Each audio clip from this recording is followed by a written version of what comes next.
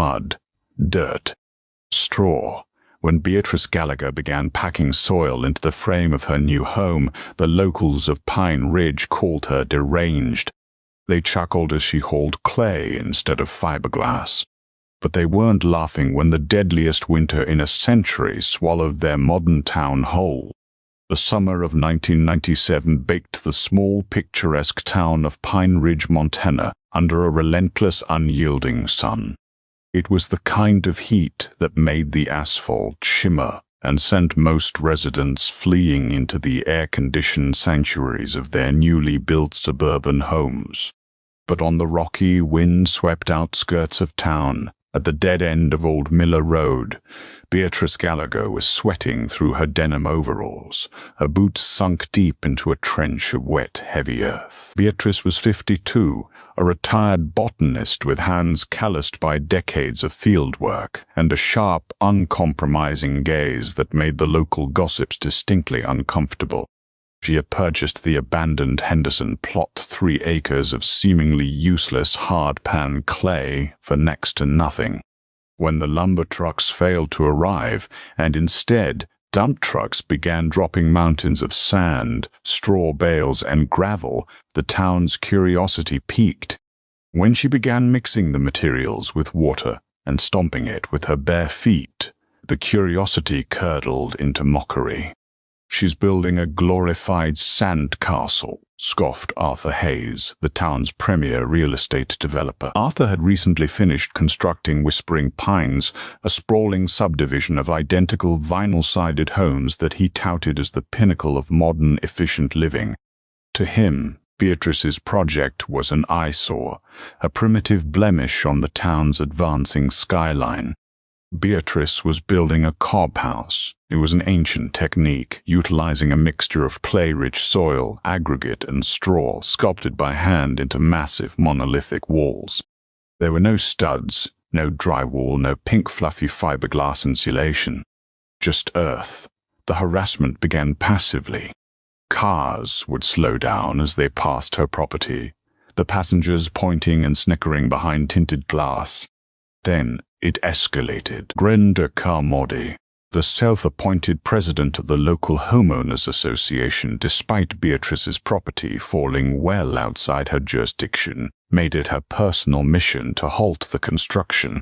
"It's a health hazard," Brenda complained loudly at the Pine Ridge Diner one Tuesday morning, loud enough for half the town to hear. "She's going to attract rats, and what happens when it rains? The whole muddy mess is going to wash right down into our pristine drainage culverts. She's dragging property values down into the literal dirt." Brenda's complaints eventually forced the hand of Mayor Richard Gable.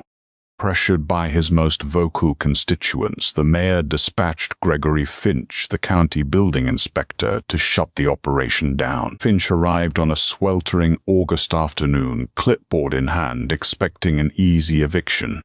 He found Beatrice up to her elbows in mud, carefully sculpting a smooth, curved archway over what would be a south-facing window. "Miss Gallagher," Finch had said, eyeing the 2-foot-thick walls with deep suspicion, "I'm going to have to see your permits. You can just stack dirt and call it a residence.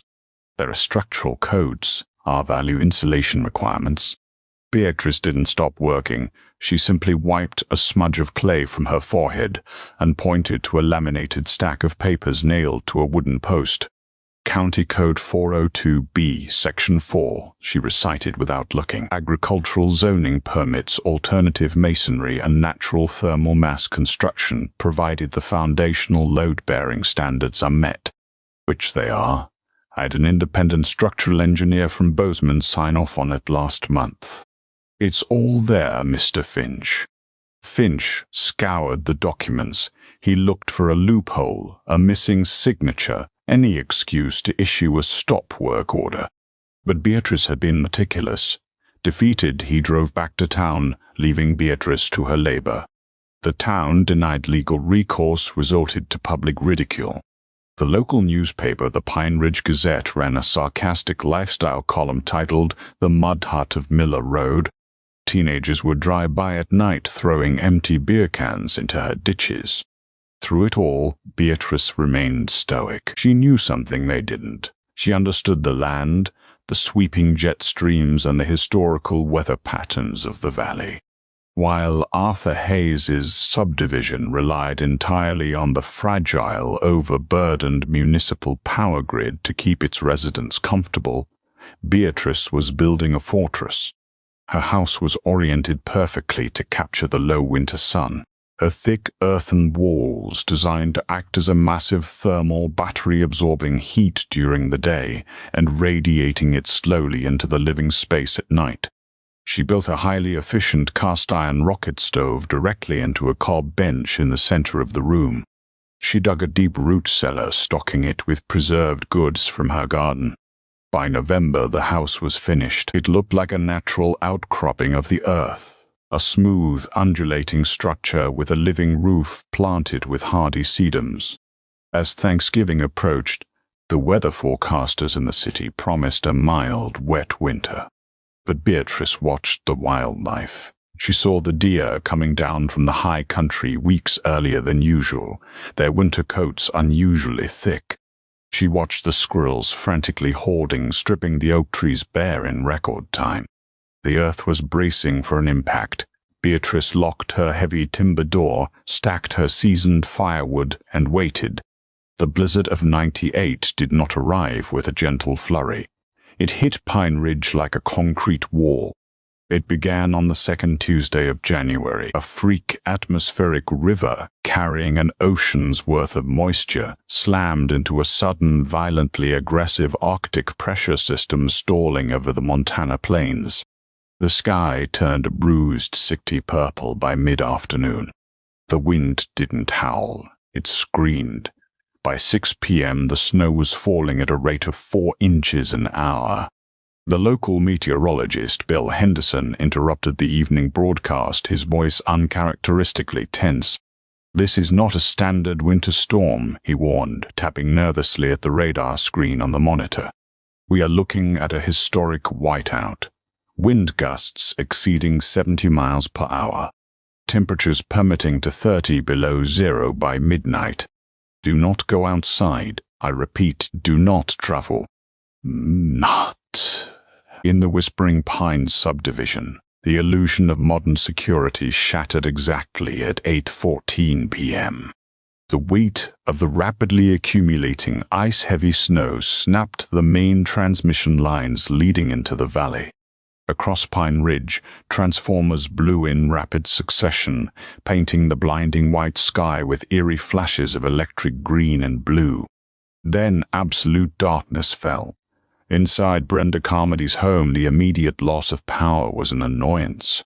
"Gary, go check the breaker," she yelled from the living room, wrapping a cashmere throw around her shoulders. "It's not the breaker, Brenda. The whole street is out." Gary shouted back, peering out the frosted window.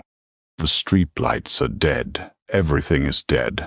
For the first few hours, people treated it like a novelty. They lit scented candles, dug flashlights out of junk drawers, and assumed the utility companies would have the grid up by morning. But as midnight approached, the brutal reality of their situation began to set in. Without power, the forced air furnaces in the subdivision were useless. The vinyl-sided homes, built with minimum standard fiberglass insulation, bled their heat into the roaring storm with terrifying speed. By 2 a.m., the temperature inside Brenda's house had dropped to 40 degrees. By dawn, it was below freezing. Panic took hold when the pipes began to burst. Over at Arthur Hayes's sprawling McMansion, the cheap PVC piping in his master bathroom froze solid, cracked, and then, in a momentary pressure release, blew apart. Water cascaded through his ceiling, instantly freezing into treacherous sheets of ice on his hardwood floors. Arthur, bundled in 2 ski jackets, tried to call emergency services, but the phone lines were dead and the cell towers had frozen over. The town was entirely cut off. The snowplows couldn't clear the roads. The drivers couldn't even see the hoods of their own trucks through the blinding whiteout. Pine Ridge was trapped. By the second night, desperation replaced panic. The temperature outside had reached a lethal -35 degrees, with wind chills pushing -60.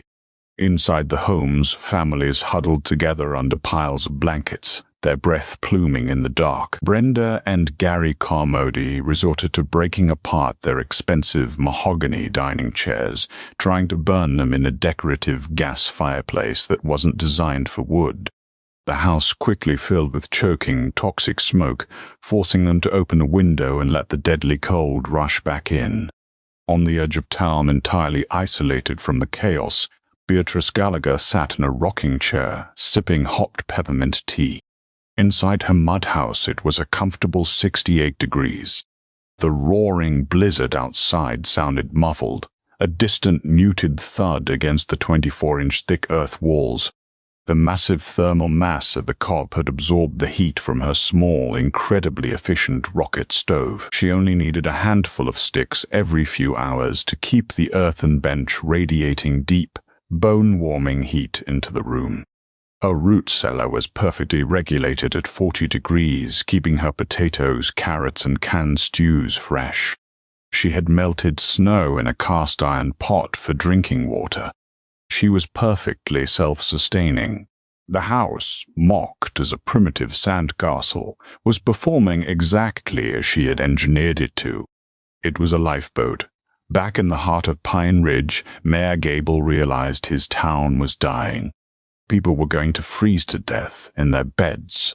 On the morning of the third day, during a brief 15-minute lull in the wind, he rallied a group of men, including Arthur Hayes, to go door to door. "We have to move everyone to the high school gymnasium," Gable shouted over the roaring wind, his face wrapped tightly in a wool scarf.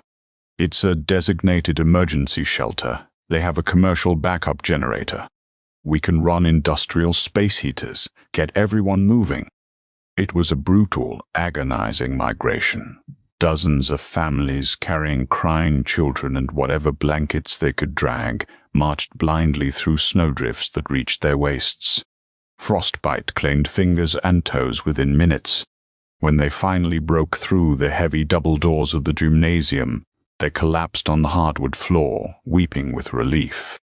The generator roared to life. The massive overhead lights flickered on. For 12 hours, the townspeople at Pine Ridge thought they were saved. They shared meager rations, huddled around the humming space heaters, and waited for the National Guard. But the blizzard of '98 was not finished. It wasn't just the cold, it was the sheer weight of the precipitation. The flat, sprawling roof of the high school gymnasium had been designed to hold a standard winter snow load. It was not designed to hold 4 feet of solid, densely packed ice and wet snow. At 11 p.m. on the fourth night, a sound like a cannon shot echoed through the cavernous room. Arthur Hayes jerked awake. He looked up at the steel trusses spanning the ceiling. One of them was bending. Another loud crack ripped through the air, followed by a shower of dust and ceiling tiles. The roof was groaning, buckling under hundreds of tons of pressure. "Evacuate," Mayor Gable screamed, his voice cracking with terror. "The roof is coming down. Get out." Pandemonium erupted. People scrambled for the exits as the steel beams above them shrieked in protest. They burst back out into the lethal sub-zero hurricane just as the center of the gymnasium roof caved in with a deafening roar, plunging the building into darkness and crushing the generators. Now they were standing in the middle of a whiteout, with no shelter, no heat, and nowhere left to go. The modern infrastructure of Pine Ridge had failed them completely. As the wind tore through the crowd, Arthur Hayes looked through the blinding snow toward the outskirts of town. He remembered the thick, muddy walls he had laughed at. He remembered the wood smoke he used to smell drifting from Beatrice's chimney. "Follow me!" Arthur bellowed, grabbing Brenda Carmody's arm and shoving her forward into the storm. "We have to go to Miller Road. We have to go to the dirt house." Arthur Hayes plunged into the waist-deep snow, his expensive leather boots instantly filling with freezing moisture. Behind him, the panicked shrieks of the displaced townspeople were quickly swallowed by the deafening roar of the wind.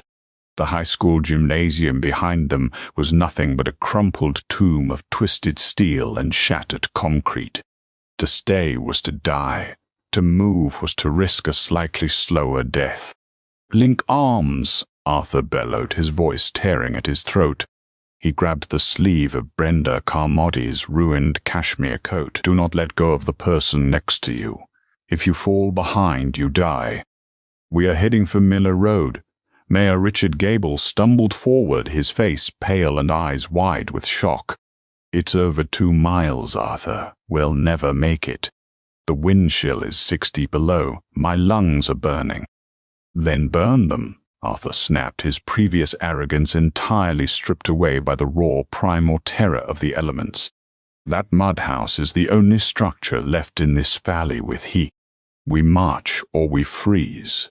The procession of 63 survivors formed a desperate, staggering chain. Among them was Dr. William Peterson, the town's aging physician, who was using his medical bag as a shield against the driving ice. Beside him, Evelyn Harper clutched her 7-year-old daughter, Abigail, tightly to her chest, trying in vain to wrap her own freezing body around the child to preserve whatever ambient body heat remained. The first half-mile was a blur of agonizing pain. The snow was not soft, it was granular, whipped into jagged, microscopic shards of ice that sliced at exposed skin. Within 20 minutes the initial adrenaline faded, replaced by the heavy, lethargic poison of hypothermia. Brenda's complaints had ceased entirely. Her lips were a bruised shade of violet and her eyes stared blankly ahead. Gary Carmody, her husband, was dragging his left leg, the knee joint stiffening from the extreme cold. Navigation was nearly impossible. The familiar landmarks of Pine Ridge, the stop signs, the mailboxes, the decorative fences, were buried under massive shifting dunes of white. Arthur relied purely on the topography of the valley, steering the group toward the natural slope that led up to Miller Road. Then came the first catastrophic twist. They reached the edge of Miller Creek, normally a shallow, babbling brook that crossed the county line. The initial atmospheric river that had preceded the deep freeze had flooded the creek bed, expanding it to 30 feet across. The sudden violent drop in temperature had frozen the surface, but the ice was unpredictable, formed over rushing, turbulent water. "We have to cross," Arthur shouted over the gale. "Spread out, distribute your weight." "Now." They began to shuffle across the ice, their boots sliding precariously. The wind ripped across the open expanse of the creek, offering zero cover. They were halfway across when a sickening, echoing crack reverberated beneath their feet. Gary Carmody screamed as the ice beneath him gave way. He plunged downward, the freezing black water swallowing him up to his chest. The shock of the cold paralyzed his lungs, preventing him from crying out again. "Gary," Brenda shrieked, suddenly jolted from her hypothermic daze. Arthur and Dr. Peterson lunged forward, throwing themselves flat onto the stable ice. They grabbed Gary by the collar of his heavy wool coat. The current beneath the ice was strong, pulling frantically at Gary's legs, threatening to drag him under the frozen sheet where he would be lost forever. With a synchronized, agonizing heave, Arthur and the doctor dragged the gasping, soaking wet man out of the water and onto the snowbank. Gary's clothes began to freeze solid almost instantly, turning his jacket into a stiff, icy armor. "He has minutes, Doctor," Peterson yelled, his own hand shaking violently. "His core temperature is going to plummet. We have to get him to heat immediately." Panic threatened to shatter the group's discipline. People began to weep, their tears freezing to their eyelashes. Evelyn Harper collapsed in the snow, sobbing over little Abigail, refusing to stand back up. The sheer, overwhelming brutality of nature was breaking their will to live. "Look," Mayor Gable suddenly screamed, pointing a trembling, frost-bitten finger up the sloping hill. Through the churning, blinding veil of the blizzard, a faint amber glow cut through the darkness. It was a singular, steady beam of light, unbothered by the screaming winds. It was a lantern hanging in the thick, arched window of Beatrice Gallagher's cob house. The swaggling entrouille enthralled desperate surge of adrenaline. Arthur hauled Evelyn to her feet while Dr. Peterson and Mayor Gable supported the violently shivering Gary Carmody. They pushed up the final embankment, dragging their feet through the thigh-high drifts until they collapsed against the solid, curved exterior walls of the earthen fortress. Arthur pounded his frozen fists against the heavy, reclaimed oak door. "Beatrice, open the door." "Please." Seconds later, the heavy iron latch clacked loudly. The door swung inward. Beatrice Gallagher stood in the threshold, illuminated by the warm, dancing firelight of her rocket stove. She took one look at the huddled, freezing masses of the town that had relentlessly mocked her, stepped back, and opened the door wide. "Get them inside," she commanded, her voice steady and calm. "Quickly, keep the heat in."